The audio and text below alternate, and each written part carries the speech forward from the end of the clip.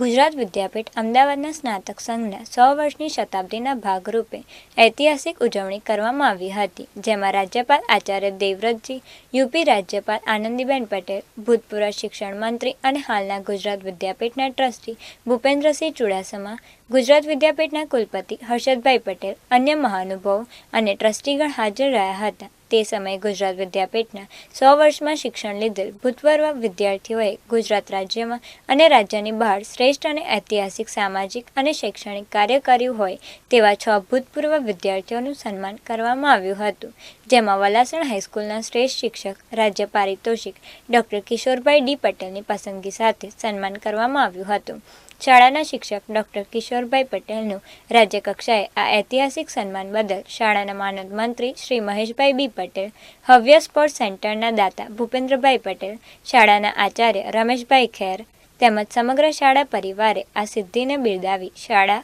ગામ, જિલ્લાને રાજ્યમાં ગૌરવવંતું કરવા બદલ અભિનંદન પાઠવ્યા હતા.